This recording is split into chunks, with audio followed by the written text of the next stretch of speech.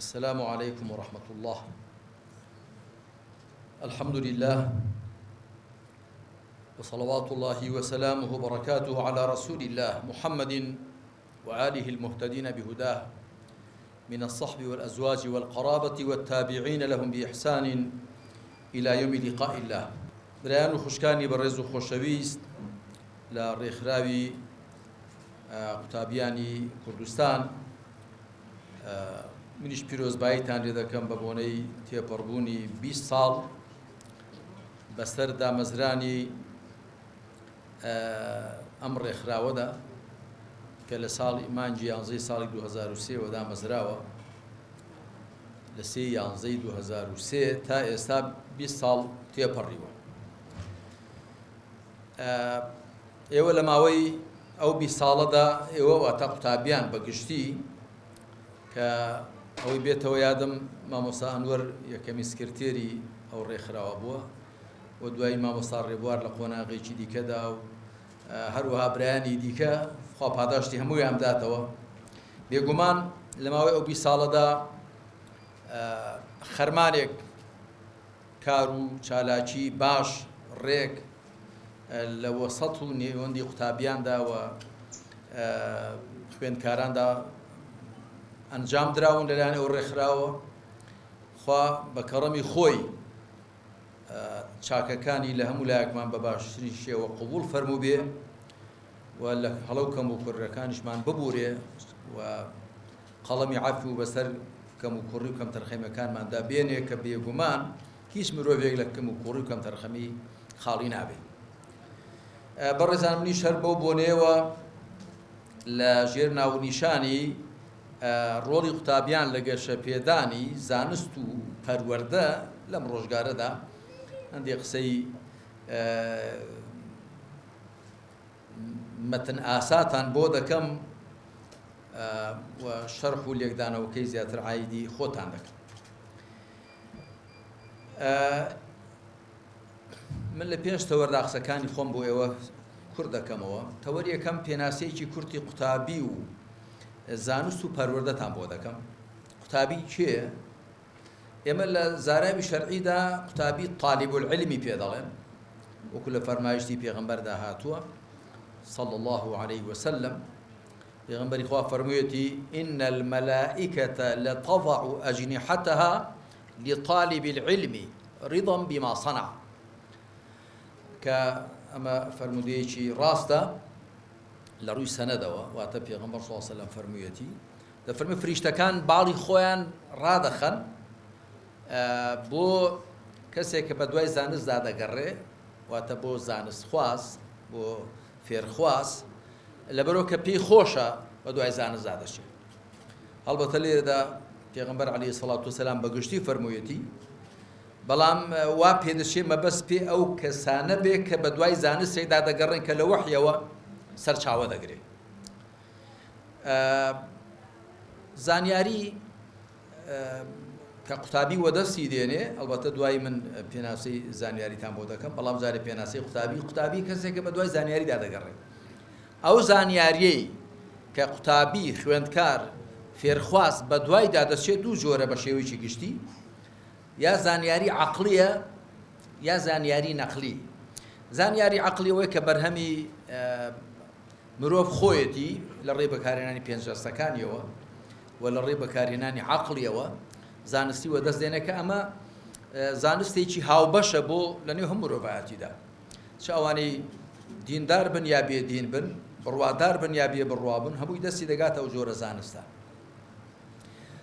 زانیاری نەقڵی یا زانیاری وەحی ئەوەیە کە لە ڕێی خوای پەروەردگارە و ڕاستەوخۆ هاتووە بۆ پێغەمبەران سەڵات و سەلامی خوایان لەسەر بێ کە ئەو زانیاریەی لە خوای پەروەردگارەوە هاتووە خەڵتەی پێوە نییە، هیچ ژەنگ و ژار و خشت و خاڵی پێوە نییە، زانیاریەکی 100% یەقینی و جێی دڵنیاییە. بەڵام ئەوی دیکە دەگونجێ مرۆڤ پێکابێتی، دەگونجێ نەی پێچێ، دەگونجێ هەمیشە زانیاری مرۆڤ شتێکی ڕێژەیی و نیسبیە. قوتابی کەسێکە بە دوای زانستدا دەگەڕێ، گومانی تێدا نییە و بە دوای زانستداگەڕان پێگەیەکی زۆر گەورە و گرنگی هەیە لە ئیسلامدا براو خوشکە قوتابیەکان. پێغەمبەر عەلەیهی سەڵات وسەلام دەفەرمێ خەیڕوکم من تەعەلەمە القورئانە وعەلەمەه، باشترینی ئێوە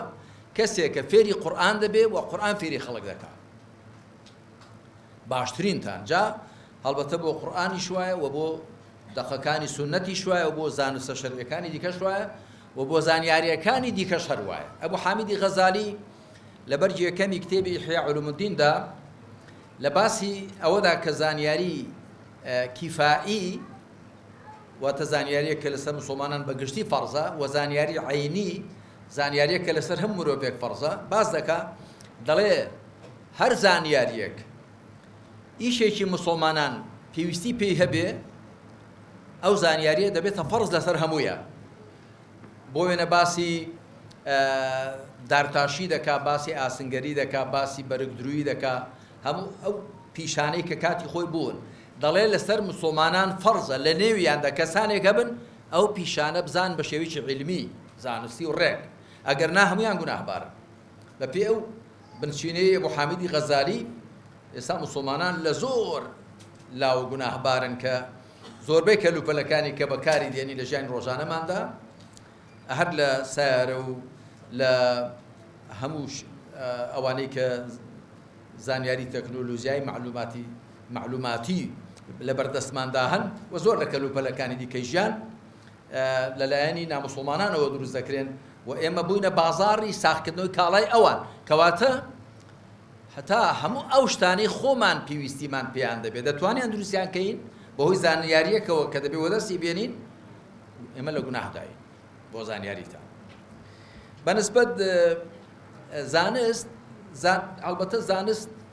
وا پێدەچێ لە جیاتی معریفە بەکار بێ بەڵام زانیاری لە جیاتی عیلم. بۆ دەستهێنانی زانست و زانیاری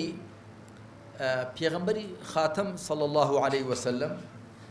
کردوێتی بە فەرز لەسەر هەموو مسلمانێک. طلب العلم فريضة على كل مسلم ئەمە لە سونەنی ئیبن ماجەدا هاتووە و هەندێک لە زانایان ئەو وشەیەشیان لێ زیاد کردووە و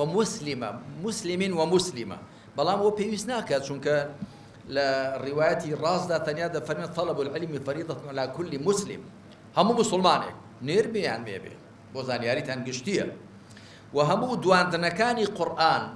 کە دەفەرمی یا ئەیها الذین آمنوا یا ئەیها الناس یا بەنی ئادەم یا ئەیها الئینسان ئەمە بە گشتی هەردوو ڕەگەزەکە دەگرێتەوە نێرومێ دەگرێتەوە. زانست لە ئیسلامدا شتێکی گەورەیە شتێکی گرنگە ئەوەندە بەسە بۆ گەورەی زانیاری کە دوای ئەوەی خوا سبحانه وتعالى ناوی شتەکانی فێری ئادەم کردن عليه الصلاة والسلام ئەمجا بە فریشتەکانی و ئادەم ناوەکانی فێری فریشتەکان کردن ئەمجا خوا بە فریشتەکانی فەرموو کڕنووشی ڕێزگرتن بۆ ئادەم ببەن. وإذ قلنا للملائكة اسجدوا لآدم أما دواي أو هاتك وعلم آدم الأسماء كلها دواي أويش ناوي هموش تكاني بفريشتكان فرمون دواي أوي آدم بو بما مستاي فريشتكان أمجا خوا فرماني بفريشتكان كرنوشي بو برواتا كرنوشي الرئيس قرتنو تحية والصلاة وليه كردن أقرنا كرنوشي خوا فرسي تنيا بو خوا دبري لتواني زور بلغي لسر أو بيني لو بالنسبة پەروەردە زانایانی پسپۆر لەو باردە بە زۆر شێوە پێناسەیان کردووە. من دووسێ پێناسەم لێ هێناوە. یەکێکیان دەڵێت تەربیە بریتێ لە گەشەپێدانی ئەرکەجەستەیی و عەقلی و ڕەفتاریەکان تاکو مرۆڤ بگاتە حاڵەتی تێر و تەواوی خۆی لە ڕێی مەشق و ڕاهێنان و فێرکردنەوە. ئەمە پێناسەیەکی دیکەی پەروەردە دەڵێ بریتێ لە ئەوە کە مرۆڤ بەرەو تێر و تەواوی بچێ سەیر الئینسان نەحو الکەمال. پێناسەیەکی دیکەی پەروەردە بریتێ لەوە کە مرۆڤ پێ بگەیەندرێ هەتا دەگاتە حاڵەتی تێر و تەواوی خۆی لە ڕووی عەقلی و ڕوحی و جەستەیی و لە هەموو ڕووەکانەوە.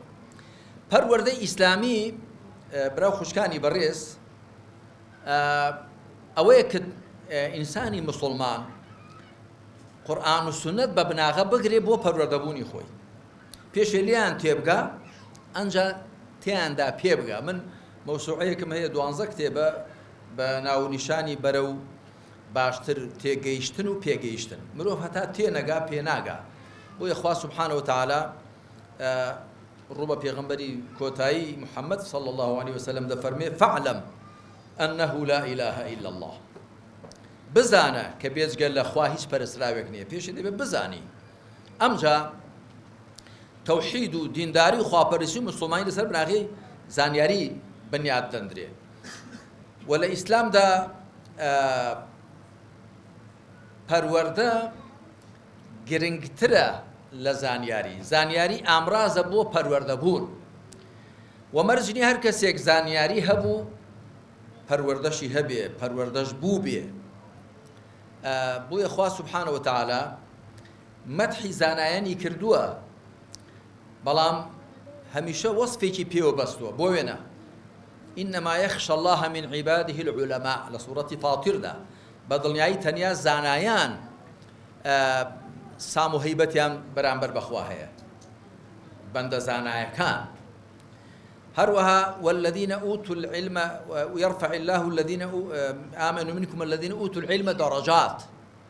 خوا ئەوانەتان کە بڕوایان هێناوە بەرزیان دەکاتەوە بەڵام ئەوانەی کە زانیاریان پێدراوە واتە هەر لە خۆتان لە ئەهلی ئیمان بە چەند پلە بەرزتریان دەکاتەوە قل هل يستوي الذين يعلمون والذين لا يعلمون إنما يتذكر أولو الألباب بڵێ ئایا ئەوانەی دەزان و ئەوانەی نازان وەکو یەکن تەنیا خاوەن عەقڵان پند وەردەگرن پەروەردەبوون ئەوەیە کە مرۆڤ ئەو شارەزای و زانیاری هەیەی لە حاڵەتی زانینەوە بیگۆڕێ بۆ توانین یاخود وەکو من زۆر جار گوتومە حاڵی بوونەکە لە خۆیدا بکا بە حاڵ پێگەی زانست و پەروەردە لە ئیسلامدا برا خوشکانی بەڕێز پێغەمبەری خاتەم صلى الله عليه وسلم وەک هەموو پێغەمبەران لەکوێوە دەستی پێ کردووە لە فێرکردنی خەڵک بەڵام فێرکردنەکە بۆ ئەوە کە بیکەرە بناغە بۆ پەروەردەبوون هەمووتان دەزانن یەکەمین وشە لە یەکەمین ئایەتی یەکەمین سوورەتدا کە بۆ پێغەمبەری نەخوێندەواری ئێمە صلى الله عليه وآله وسلم دابەزی بریتی بۆ لە بخوێنە اقرأ باسم ربك الذي خلق الإنسان من علق اقرأ وربك الأكرم الذي علم بالقلم علم الإنسان ما لم يعلم أم بينج آية يكمن آيتان يقولون ك دابزين سدلي مباركي بيغمبري خاتم صلى الله عليه وآله وسلم وشيء علم بهمو ريشقو بكار هناني كان وزيادة لحوصات وبنجاجر لقرآن ده هاتوا ش ئەو زانیاریە بێ کە لە وحیەوە سەرچاوە دەگرێت ش زانیاریە کە صیفەتی خوایە ش زانیاریە کە صیفەتی مرۆڤەکانە ش ئەوەی بێ کە لە عەقڵ و ئەزموونەوە پەیدا دەبێت زانیاری بەگشتی مەمدوحە ستایش کراوە شتێکی باشە هەروەکو پێچەوانەی زانیاری کە بریتێ لە جەهل و نەزانی بەگشتی شتێکی خراپن و نیشانەی دواکەوتوویەتیە بەڵام زانیاری کاتێک ستایش کراوە و باشە و پەسەندە کە خاوەنەکەی بەکاری بێنێ بۆ خۆپەروەردەکردن و لە خۆیدا بیجۆڵێنێ ئەگەر نازانیاریەک لە خۆتدا قەتیز ببێ بۆ خۆی وایە دەرمانخانەیەک لەوێ بێ پڕ بێ لە دەرمانی باش بەڵام بەکار نەهێنرێ یاخود کەسێک شەکی باشی پێ بێ لە شەڕدا بەڵام بەکاری نەهێنێ زانیاری دەبێ بەکار بهێنرێ دەبێ کاری پێ بکرێ کار پێکردنەکەی مرۆڤ پێشێ دەبێ لە ذاتی خۆیدا کاری پێ بکە خۆی پێ چاکترکە خۆی پێ ڕاستکە ساختکە پاککە ئەمجا لەگەڵ دەوروبەریشیدا هەوڵدا ئەو زانیاریان پێ بگێنێ و لەگەڵ خۆیدا پێیان بگێنێ و لەگەڵ خۆیدا هاوڕەنگ و هاودەنجیا بکە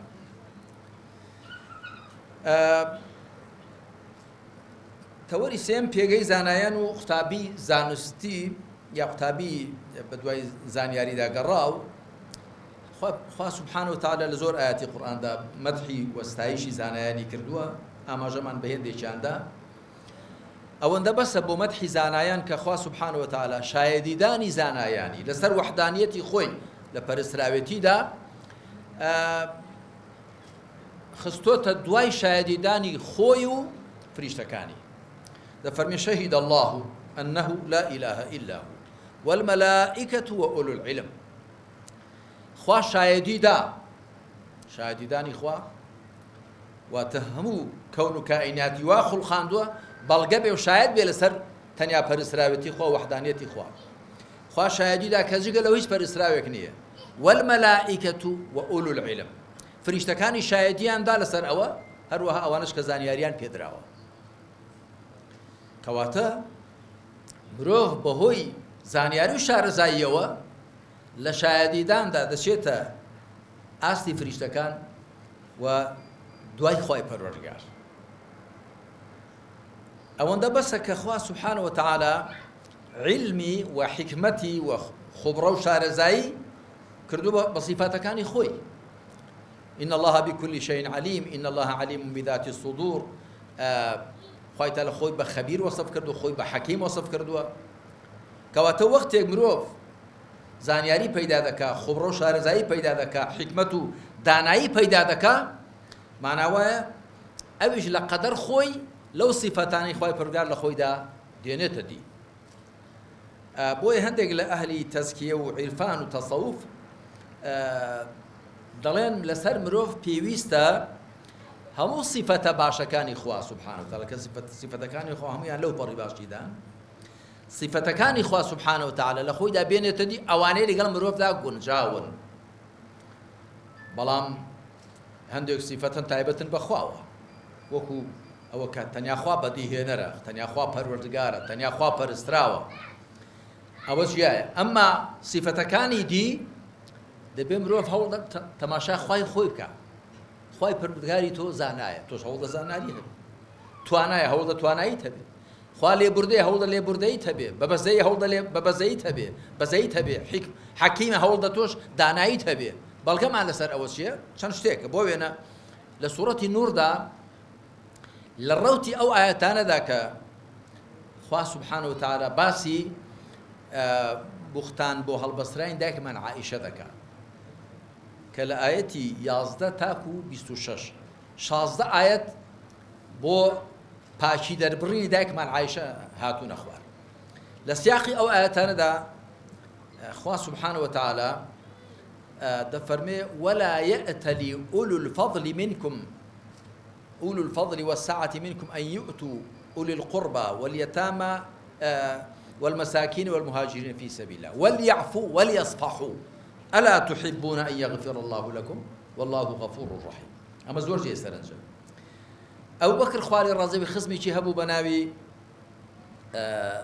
میستەحی کوڕی ئەثاثە، کوڕە پووری بوو، کوڕە خاڵی بوو. ئەبوو بەکر خواری ڕازی بێ دەوڵەمەند بوو، هاوکاری دەکرد، مانگانە یا ساڵان هاوکاری دەکرد. میستەحی کوڕی ئەثاثە کە خزمی ئەبوو بەکر بوو خواری ڕازی بێ، بەڵام ئەویش یەکێک بوو لەوانەی کە بوختانی بە دایکمان عایشە کرد، واتە ئەو بوختانەی کە کرابوو ئەویش باسی کرد، ئەخۆیش بناغەی نەبوو. ئەو بەکر خوالی ڕازی بێ کە بیستیەوە هەڵبەتە یەکێک بوو لەو شوارانش کە هیچی 80 قەمچیان لێدرا حەدی بوختان کردن، بوختانی داوێن پیس. ئەو بەکر خوالی ڕازی بێ سوێندی خوا گوتی لەمەدا هاوکاری ناکەم. خوا ئەم ئاەتەی دابەزان ولا يأتلي أولو الفضل منكم والسعة أن يؤتوا أولي القربى والمساكين والمهاجرين في سبيل الله وليعفوا وليصفحوا ألا تحبون أن يغفر الله لكم والله غفور رحيم. دەفەرمێ بە ئەوانەی کە خاوەنی بەخشش و فراوانین سوێند نەخۆن کە هاوکاری خزمان و نەداران و کۆچکەران بکەن. ئایا حەز ناکەن خوا لێتان خۆش بێ، لێتان ببورێ، خوش لێبوردەی بەبەزەیە؟ دەڵێ ئەو بەکر خوالی ڕازی بێ تی بەلا أحب أن يغفر الله لي، حەز دەکەم خوا لێم ببورێ. کەواتە تۆش هەوڵ دە صیفەتی لێبوردن لە خۆت دابێنێتی، چونکە خوا لێبوردەیە. هەروەها بەنسبەت پێغەمبەری خاتەمەوە صلی الله عليه وسلم لە ئاەتی پێش کۆتایی لە سوورەتی التەوبەدا خوا سبحانه وتعالى دەفەرمێ لقد جاءكم رسول من أنفسكم عزيز عليه ما عنتم حريص عليكم بالمؤمنين الرؤوف الرحيم. بەدڵنیایی لە خۆتان پێغەمبەرێکتان بۆ هاتووە، هەر شتێک ئێوەی پێ ناڕەحەت بن زۆر لەسەر دڵی قورسە، حريص عليكم زۆر سوورە لەسەرتان کە هیدایەتتان بدا، بالمؤمنين الرؤوف الرحيم، ئەو پێغەمبەر عەلەیهی سەڵات وسەلام بەرامبەر بە بڕواداران زۆر ڕەئەفەت و ڕەحمەتی هەیە. ڕەئوف ڕەحیم معناکەیان لێک جایە. ڕەئەفەت واتە زۆر بە پەرۆشە، ڕەحیم زۆر بەبەزەیە. بە پەرۆشە کە تووشی ناڕەحەتی نەبن. ڕەئەفەت ئەوەیە کە تۆ سووربی کەسێک تووشی ناڕەحەتی و گرفتاری نەبێ. ڕەحیم زۆر سوور لەسەر بە بەزەی بەرامبەرتان کە تووشی چاکە و خێرتان بکە. خوای تەعالاش بە تەئکید خۆی بە ڕەئوف ڕەحیم پێناسە کردووە. کەواتە زانست زانیاری شارەزایی هیچێکە لە صیفاتەکانی خوا.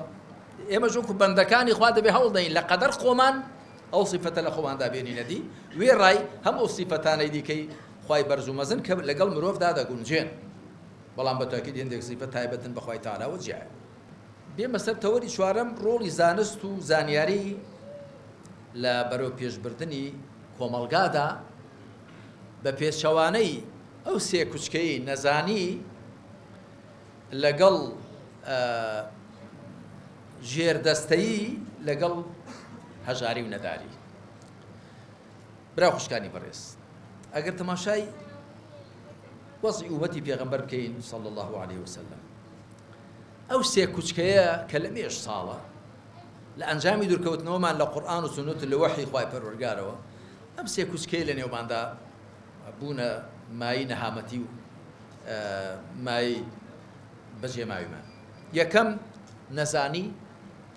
دووهەم هەژاری و نەداری، و سێهەمیش ژێردەستەی و بێدەسەڵاتی.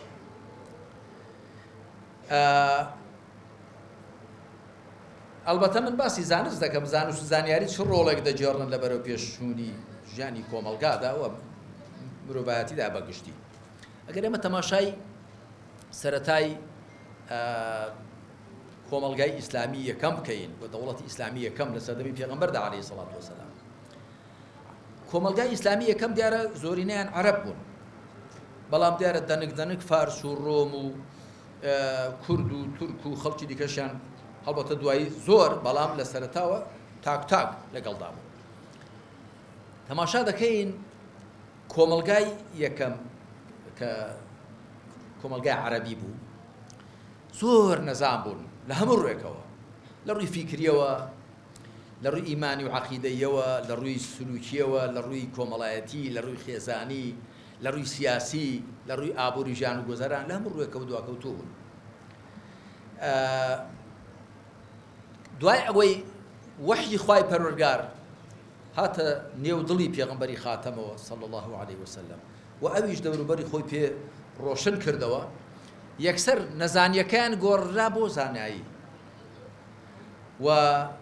هەژاری و نەداریەکەیان گۆڕدرا بۆ ئیمکانیەت و هەبوون، بێدەسەڵاتیەکەشیان گۆڕدرا بۆ تەمکین و دەسەڵات. الذين إن مكناهم في الأرض أقاموا الصلاة وآتوا الزكاة وأمروا بالمعروف ونهوا عن المنكر ولله عاقبة الأمور. بتأكيد أو وحيي كبيغمبري خاتم صلى الله عليه وسلم أو قرآن كريم بيكر لكم الجاي خويدا لبردستي أمش ده هي جوازي شيء مسلمان لقلنا مسلمان ده زوجر باس ما كده أويا مسلمان هلا دكا كمكوري دبيت ليدا قومية توشي خرابه دي بلام دوای بناغو اصلي شي هي بو بقريتوا كبريتي لشي لوحي خوا سبحانه وتعالى كلا القران ده برجسته دوای قرانش للربازي پیغمبر ده صلى الله عليه وسلم خلشي دي كوانيه تماشاب كان نصرانيه كان لزياتي خوايك لزياتي پرستراويك سيان ده پرستن بابو روح القدس كر الاب الابن الروح القدس جولك كان هروا بوذايا كان اواني سياده برسن هندوسيا كان هروا اوي اهلي توحيد خالص بيه تنيا خوا برز بيه تنيا مسلمانه اويش بهوي تشيو بهوي او وحي كل بردسي ده هلبته مسلماني جاجار سيخومان بهم لري الشيعة هم لري الصوفي قري وهم لري دورکەوتنەوە ولا قرآن و سنة توشي جاجا توشي شخص پرستی و داروبەر پرستی و ئێسک و پرسک پرستی و ئەوانە دەبن، بەڵام ئەسڵیشان هەیە بۆ لای بگەڕێنەوە. لدو شوين لقرآن دا أخوة ببيغمبري خاتم دا فرميت صلى الله عليه وسلم قل إنما أنا بشر مثلكم يوحى إلي أنما إلهكم إله واحد بلا وحي بودي كمني مروفيكم وك إيوا مروفيكم وك إيوا بلا وحي بودي كتنيا يكبر إسراوتان هي أو هم لسورتي كهف دا هم لسورتي فصيلة دهاتوا و تنيا خوا پرستی نیشانەی هەر زەق و دیاری ئیسلامەتی و موسڵمانەتیە هەر وەکو بناغە و کاکڵ و جەوهەری هەموو بەرنامەکانی خۆیان کە بۆ پێغەمبەرانی ناردوون سەڵات و سەلامی خۆیان لەسەر هەمویان گوتویانە یا قەومی عەبودوا الله ما لەکم من ئیلاهین غەیڕوه بۆیە ئێمە بە ئەندازەی ئەوە کە زانیاریمان دەبێت زانیاری ڕاستەقینە کە لە وەحی خوادا بەرجەستەیە ئەڵبەتە زانیاری دیکەش ئەویش هەر نیعمەتە بەڵام زانیاریە کە هیچ خەڵتەی تێدا نەبێ و زانیاریە کە وەڵامی هەموو پرسیارە وجودیەکانی تێدا بێ ئەوەی کە لە قورئان و سوننەتدا بەرجەستەیە بە ئەندازەی ئەوە کە ئێمە دەستمان دەچێتە نێو زانیاری و زانیاری لە عەقڵ و دڵماندا جێگیر دەبێ ئێمە دەبینە کۆمەلگایە کە دوور دەبین لە نەزانی هەژاری و بێدەسەڵاتی و ئەوەی کە ئێستا ئەو واقعی کە ئێستا بەسەر موسڵماناندا فەرز بوو من پێشەوەی بێمە سەر تەوەری پێنجەم و کۆتایی کە باسی ڕێکخراوی قوتابیان دەکەم دەمەوێت ئەوەتان پێ بڵێم برا خوشکە بە ڕێزەکانم ئەمڕۆ لە واقعی ئەمڕۆی ئێمەدا لە هەرێمی کوردستاندا ئەو خەڵک و وڵاتەی ئێمە زۆر پێویستی بە ئێمەیە ئێمە نەگوکو شخصی خۆمان ئێمە وەکو خاوەنی ئەو بەرنامە و پەیڕەوە کە لە وەحی خوای پەروەردگارەوە سەرچاوەی گرت و خۆمان بە شوێن کەوتووی دەزانین زۆر پێویستی بە ئێمە و خەڵکە بۆیە بەو چاوە تەماشای خۆتان بکەن کە ببنە فریاد ڕەس بۆ کۆمەلگایەکەتان وا تەماشای خۆتان مەکەن وەڵا ئێمە مەمەش کاتی خۆ حەوت کورسیمان هەبوو لەوێ کورسیەک لەوێ و دوو لەوێ و ئەوە تەماشای خۆتان مەکەن وا تەماشای خۆمان بکەین کە ئێمە دەبێت فریاد ڕەسی ئەم کۆمەلگایە بین تەماشا بکەن چەند قوتابی و گەنجولای وەکو ئێوە لە باڕومەیخانەکان کەوتون لە کافتریاکان کەوتون بێ ئامانج لە ژیاندا دەخولێنەوە هیچ ئامانجێکی نییە هیچ خەڵکێکی زۆری وا سەرگەردان و سەر لێ شێواوە حیزبە عەلمانیەکان پێویستیان بەو جۆرە کەسانە هەیە ئەوە بزانن هەمیشە مرۆڤ ئامانجی چۆن بێ ئامرازەکانیش کە ئەو ئامانجیان پێدێنێتە دی هەروە دەبن ئەگەر ئینسان ئامانجەکەی بەرز و شەرعی و پاک و چاک بێ خەفتانی ئەو جۆرە ئامراز و هۆکارانەشی بۆ دەکات بۆ دەخوا بەڵام حیزبێکی عەلمانی کە دەیەوێ بە سەپێندرایی بەسەر خەڵکدا بمێنێتەوە دەیەوێ وارداتی وڵات هەر لە بەردەستی خۆی شوێن کەوتوانی دابێ دەیەوێ هەموو شتێ بۆ خۆی مۆنۆپۆلی خۆی بێ و دەیەوێ خەڵک کۆی لەو ژێردەستی بێت پێویستی بە چ جۆرە خەڵکێکەیە بە چ جۆرە گەنجولای و قوتابیەکەیە بە کەسانێکی حاشای ئێوە کەودەن و نەفام و نەزان کەسانێک کە وەکو مەقەبا و وەکو پوش و پەلاش و قانگەلۆشێک بن لەگەڵ هەم پوش و بایەک ڕۆن بە ئاسانی لە خشتە بچن بە ئاسانی کڵاوێن لەسەر بدرێ بۆیە حیزبە عەلمانیەکانی وڵاتی ئێمە کە ماوەی 30 ساڵێ حکمڕانی ئەم بەشەی کوردستانن ئەو خەڵکان لە نەفامی و نەزانی و بێئاگاییدا هێشتۆتەوە و لە بێپەروەردەییدا هێشتویانەتەوە و دەربەستیش نین داخوا کوڕکشەکانی خەڵک چیان لێ دێ خەیمان لە کوڕکشی خۆیان خواردووە قوتابخانەی تایبەت و مامۆستای تایبەت و خوێندنی تایبەت و هی خەڵکی دیکەش چ نییە چونکە هەر لە بنەڕەتدا تەماشای کوڕکشەکانی خەڵک ناکەن وەکو تەماشای خۆیان دەکەن هەر لە بنەڕەتدا دڵسۆز نین بۆ هاوڵاتیەکانی خۆیان وەکو بۆ ماڵی خۆیان و خزمی خۆیان و حزبی خۆیان دڵسۆزن جا دەبێ ئێمە بزانین کە دەبێ بەو چاوە تەماشای خۆمان بکەین ببینێ فریاد ڕەس بۆ ئەم کۆمەڵگایە ئەم کۆمەڵگایە ئێوە هەمووتان گەنجن ڕەنگە ڕابردووتان باش لە بیر نەبێ ئەمن لە بیرمەکە لە 91 ڕاپەڕینی جەماوەریمان کرد لە 5 ساڵی 1991 خەڵک و کۆمەلگا کە تازە لە ژێر چەکمە و پۆستاڵی ڕژێمی بەعەز هات بۆ دەرێ دەتوانم بڵێم بەگشتی لە ئێستا سەلامەتتر بوون لە ڕووی سلوکی و ڕەوشتی و فیکری و خێزانی و کۆمەڵایەتیەوە. ئێستا ژمارەی خێزانەکانی کە هەڵدەوەشێن زیاتر لەوەی خێزانانی کە پێک دێن و خەڵک بڵێ تاکو تەرایەک خەڵک دەچوو بۆ دەرێ بەڵام ئاوا گەنجەکان ئاوا سەری خوان هەڵە دەگرێت بە لێشا و بڕۆن لە چەند واقعەکەیان ڕابکەن و بەڵێ خەڵک هەبوو لە چاخانەکان دادەنیشت و لگا و دۆمینە و شتێکی دەکرد بەڵام ئاوا نەبوو کە کافتریا و باڕومەی خانەکان پڕ بن لە گەنجەکان.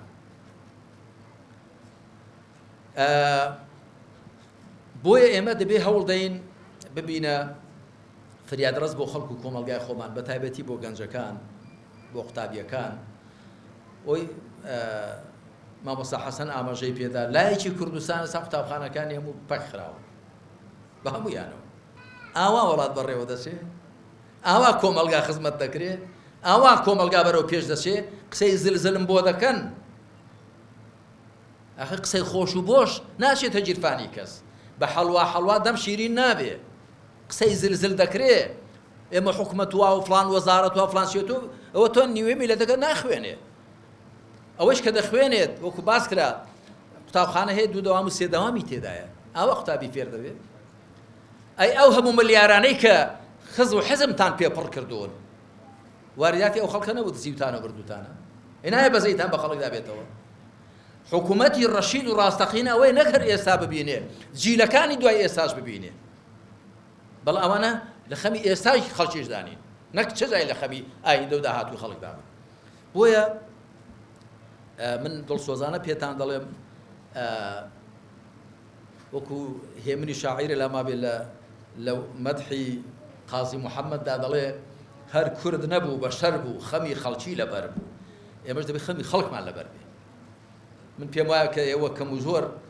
لە خەم ڕەخسیون قوتابیانی ئێمە و خوێندکاران و برا خوشکانمان ئینشاءڵڵا سەلامەتن لە چاو خەڵکی دیکە زۆر هەڵبەتە ئێمەش زۆرمان ماوە دەبێت زیاتر لە خۆوەریا بین و زیاتر خۆمان تێبگەێنین خۆمان پێبگەێنین لە خوا نزیکتر بین بۆ خوا سوڵحاوتر بین پڕچەکتر بین بە زانست و بە مەعریفەت و بە شارەزایی و بە بەرچاوڕوونی هەم زانستی شەرعی هەم زانستەکانی دیکەی عەقلی و هەم شارەزای وەزعی دنیا بین هەڵ نەخەڵەتێین خەڵک لە خشتەمان نەبا بەکارمان نەهێنێ بۆ ئامانجی ناشەرعی بەڵام دیسان ئەو خەڵکەی کە بە دەوری ئێمەمانانەوەن جیاوازیان زۆر لە خەڵکی دیکە بۆیە پێویستە ئێمە خەمی وانیشمان لەبەر بێت. لە کۆتاییدا بە ئاماژەیە بکەم بە ڕۆڵی و پێگەی ڕێکخراوی قوتابیان وەکو لە سەرەتاوە باسم کرد. من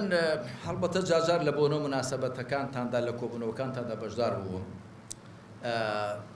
بەڕاستیم زۆر دەستخۆشی دەکەم لە هەمووان لە ورد و درشتان و لە برایان و خوشکان لە تێکڕاتان کە الحەمدوللا سەرمان پێتان بەرز بووە و دڵمان پێتان خۆشە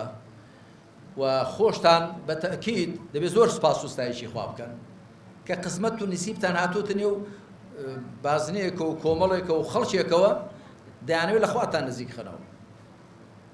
دەیانەوێت بەرەو خواتان بەرن دەیانەوێت بەرەو زانستان بەرن بەرەو معریفەت و بەرەو پێشوونتان بەرن بەرەو ڕەوشتی بەرز و جوانتان بەرن بەرەو تەنیا خواپەرستنتان بەرن ئەوە لە هەموو کەس هەڵ ناکەوێت ئەوە نیعمەتێکی گەورەیە. ڕێکخراوی قوتابیانی ئێمە بە تەئکید ئەگەر ئاستەنگ و لەمپەریان زۆر بۆ دروست نەکرابانە دەیانتوانی ڕۆڵی زۆر زیاتر ببینن و ئەوانەی کە دڵسۆزی ئەم وڵاتن دەبێت تەماشا بکەن بە هەموو شتێک بە پێودانجی حیزبی نەپێون تەماشا بکەن بۆ وێنە ئەو قوتابیانی ئێمە خولیان کردوونەوە خولی بەهێزکردنی قوتابیان یا مناسەباتی دیکەیان دەبێت بۆنەی دیکەیان دەبێت چالاکی دیکەیان دەبێت ئەو تۆ دەبێت تەماشا بکەیت دەخوا ئەوە بە قازانجی خەڵکی وڵاتەوە دەبێت یان بە زەرەریتەوە دەبێت هەر بۆ هەندێک خەڵکی بە ئینساف هەیە لە نێو میلەتەکەی ئێمەدا سەر بە حیزبە عەلمانیەکانیشە بەڵام خڕوشەکانی خۆی دێنێ بۆ لای ناوەندەکانی ئێمە بۆ لای خەڵکی ئێمە بۆ لای ئۆرگانەکانی ئێمە بۆ دەزانێت دین و ئەخلاقی سەلامەت دەبێت دەزانێت دوای بۆ خۆشی خێر دەدات بۆ بۆ دایکیشی بۆ خەڵک و وڵاتیشی ئەوە نیشانی عاقلیانە بەڵام دەبێ فراوانتر ئەو ئاسانکاری ئەو هاوکاریە بکرێت بە هەمومان وابین. جارێک کۆنگرەیەکمان هەبوو 800 کەس دانیش بووین، هیچ لە برایانی قیادە ئاوڕ لە مندایە و گوتی مامۆستا، گوتم بەڵێ، گوتی بهێنە بەر چاوی خۆت. 800 کەس دانیش بوون تەوان هیچ بڵێن دەنگە دەنگ و هیچ نەبوو. گوتی تەماشا بکە ئەگەر ئەو میلەتەی ئێمە هەمووی ئاوای لێبێ وەکو خەڵکی نێو ئەم کۆنگرە نە قسە پێک دەڵێن نەزگەرەیەک دەکێشن نە شتێکی خراپ ئەوە دەکەن ئەگە خەڵک هەمووی ئاوای لێ بچەند خۆش دەبێت. گوتم وەڵای دەرە ئێمە دەمانەوێت ئەم وڵاتە هەمووی وا لێ بکەین. بەڵام بەداخەوە لەبەرەوە کە دەمارگیری حیزبی ئەهۆ هەوا و نەفسی شەیطانی بەسەر هەندێک کەس زازاڵ دەبێت بە جۆرێکی دیکە تەماشا دەکەن، ئەگەر نا ئێمە چیمان دەبێت؟ یعنی ئێستا ئەم ماوەی لەمەو پێش ئەمە چەند جارێک تاوان قسەمان کرد لەبارەی مسلمانانی کەرتی غەزە کە زوڵمیان لێ دەکرێ و مەزڵومن بەدەستجوولەکە زایانیەکانەوە ئەوە حەقیقەتێکیشە و زوڵمەکەش هەر بەردەوامە. هەرچەند وردە خەریکە ئەوانەی کە دفاعیان دەکرد لە قەوارەی زایۆنی و دژی مسلمانە فەڵەستینەکان قسەیان دەکرد، خەریکە تەراجوع دەکەن بۆ زوڵمەکەی جوولەکە ڕۆژ بە ڕۆژ ئەستور دەبێ و قەبە دەبێ و گەورە دەبێ. حیاوانیشی بردووە. ئەمریکا حیای پێوە چووە، ڕۆژئاوا وڵاتانی ئەوروپا حیایان پێوە چووە و وڵاتانی عەرەبی حیایان پێوە چووە، ئابڕوویان چووە. کەوتون و ژێنیشانەی پرسیار خەریکن تەراجوع دەکەنەوە. بەڵام ئەو کاتە خەڵکێکی زۆر جەیشێک فەیسبووک و کۆمێنت نووسی لە ئێمە ئیزندا بوو. بۆ کاکە چمان گوتووە؟ دەڵێم ئەوەی بەرگری نەکا لەو مسلمانە فەڵەستینیانە نیشانەی پرسیار لەسەر مسلمانەتی خۆی دادەنێ بۆ چکەوەی برای دینیتن، خوشک و برای دینیتن. نیشانەی پرسیار لەسەر مرۆڤایەتی خۆی دادەنێ، چکەوانش مرۆڤن، و نیشانەی پرسیار لەسەر کوردایەتی خۆشی دادەنێ. بۆ چونکە ئەگە تۆ بەرگری لەوانە نەکەی خەباتی ڕزگاری خوازی دەکەن، 75 ساڵە وڵاتەکەیان داگیر کراوە، ئەوە ڕاست و شەپ و زەڕ بەسەر خەباتی ڕزگاری خوازی خۆشت دادێنی. ڕۆژێک بوو تۆ شەر مەزڵوم بووی، ئێستا شەر مەزڵومی لە بەشەکانی دیکەی کوردستان. درۆ دەلەسەی زۆریان کرد و شتی زۆر خراپ نووسرا لەسەر چی؟ یعنی تۆ لیان پرسە بەرێمە چیمان گوتووە خراپ بێ؟ بەس ئەوەندەی دەڵێن کاکە مسلمانانی فەڵەستین مەزڵوم. ئێجا ئەو خۆشتێکی ئاشکرایە. ئافەرین بۆ ئەمین داری نەتۆیە گرتووەکان گۆتێرش یەک قسەی پیاوانەی کرد، گوتی خۆ حەماس لە بۆ شوای نەکردووە، ئەوەی حەماس بێ مقەدیمە و بێ پێشێکی نەبووە، زوڵم هەبووە بۆیە وای کردووە. کەسی دوای زۆر سەرچەنجیاندا و ئەوانە کە تۆ چۆن دەبێ وا بکەوە تعبیر ناکات لە نەتۆیە گرتووەکان. بۆ نەتۆیە گرتووەکان دەبێت بازیچە و بووکەشوشە بێ بەدەستی ئەمریکا و زلهێزانەوە، ئەی نابێت تعبیرکە لەو وڵات و میلەتانە. ئومێدم وایە ئێمە بەهۆی ئیمان و ئیسلامەوە، بەهۆی ئیمان و ئیسلامەوە، بەهۆی پابەندی بە قورئان و سونەتەوە هەمیشە لەسەر ڕێ ڕاست بین. برایانمان، خوشکانمان، قوتابیانمان، پیرمان، گەنجمان هەمومان لەسەر ئەو ڕاستە شەقامە بین کە خوا دەفەرمێ ئین الذین آمنوا وعملوا الصالحات يهديهم ربهم بإيمانهم. بەدڵنیای ئەوانەی ئیمانیان هێناوە و کردەوە باشەکان ئەنجام دەدەن، خوا بەهۆی ئیمانیانەوە پەروەردگاریان بەهۆی ئیمانیانەوە ڕێنماییان دەکات، ڕێیان پێشان دەدا، بە ئامانجیان دەگەیەنێ. ئێمە ئەگەر پابەندین بە ئیمانەوە بەرچاوڕوون دەبین، دڵمان ڕۆشن دەبێ، هەر ڕۆژە هەر جارە قسەیەک ناکەین و هەر تیرە لە کەنداڵێکی نادەین. ئەگەر لە بیرتان بێ ئەو برای خۆتان ئەمن نووسینم زۆرن وتارم زۆرن بچن تەماشای بکەنەوە، من ناڵێم مەعسوومین، بەڵام چونکە لە قورئان و سونەتەوە هەڵدەهێنجین قسەی 30 ساڵ و 40 ساڵ پێش ئێستا لەگەڵ ئێستا فەرقێکی وای نییە. بۆ ئەوە نە بە میزاج قسە بکەم، ئەمڕۆ ڕقم لە فڵان کەس هەڵسا و قسەی پێ بڵێم و سپەینی خۆشمی شتێکی کە بڵێم، نا، ئێمە لە قورئان و سونەتەوە هەڵدەهێنجین. بەپێی قورئان و سونەتەوە دەبێ عەدل بڕۆی، ڕێک بی، ڕاست بی، لەگەڵ حەقدا بی. والله من جوولەکەیەکیش زوڵمی لێ بکرێ پێم ناخۆش، هەروەکو چۆن هی برا مسلمانەکەشم پێ ناخۆشە، جوولەکەیەکیش، نەسڕانیەکیش، بوذاییەکیش، گاپەرسێکی زوڵمی لێ بکرێ دەبێ پێت ناخۆش بێت. قورئان وا دەفەرمێ لا تظلمون ولا تظلمون، وقورئان وا دەفەرمێ وما لكم لا تقاتلون في سبيل الله والمستضعفين. بۆچی لە پێناوی خوادا ناجەنگن و لە پێناوی چەوسێنراواندا ناجەنگن؟ بجەنگی لە پێناوی چەوسێنراوان ئەگە دەسەڵاتت بێ. ئەگە نەشت توانین دەسەڵاتیشت نەبوو لانی کەم وەکو دادەچکۆڵە شیعرێکی گوت لانی کەم دوعایکی خێر بکەیت لە شەو نوێژدا لەو کاتانی پێ دوعا قبول دەبێت. ئەوەندە لای کەمی ئەرکی سەرشانتە، یا بە نووسینێک بە شیعرێک بە تعبیرێک تعبیر لە ناخی خۆت بکەیت و تعبیر لەوە بکەیت کە تۆش لە پشتی ئەو مەزڵومانەی و هاوکاریانی و پەرۆشتن و دڵت لەگەڵیانە. من دووبارە ئەم یادەتان لێ مبارەک دەکەم و سەرکەوتوو بن یاخوا وصلى الله على محمد وعلى آله وصحبه أجمعين والحمد لله رب العالمين.